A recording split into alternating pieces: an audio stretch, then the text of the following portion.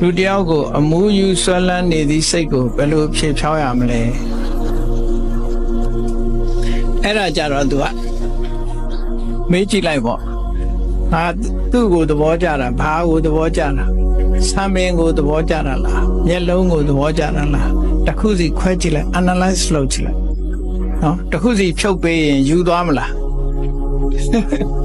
တစ်ခုစီဖြုတ်ပေးလိုက်ပဲယူသွားမလားနော်တစ်ခုစီဖြုတ်ကြည့်လိုက်လို့ရှိရင်အဲ့ဒီစိတ်ပျောက်သွားမှာနော်တစ်ခုစီဖြုတ်ကြည့်တစ်ခုစီဖြုတ်ကြည့်လိုက်ဘာသဘောကျနေတာလဲနော်ခန္ဓာကိုယ်ရှိတဲ့အစိတ်ပိုင်းတွေကိုတစ်ခုစီဖြုတ်လိုက်လို့ရှိရင်ပျောက်သွားတင်ညာယဝိပရိယေတာစိတ်တန်တေပရိတရှတိတင်ညာအမှတ်မှားနေလို့ကိုယ်စိတ်ထဲမှာဒီလိုလောဘတွေရာဂတွေဖြစ်တာအမှတ်မှားနေတာကိုမှန်အောင်ကြည့်လိုက်အမှန်ကြည့်လိုက်အမှန်မြင်အောင်ကြိုးစားကြည့်လိုက်အဲ့ဒါဆိုလို့ရှိရင်လွတ်သွားမှာပါနော်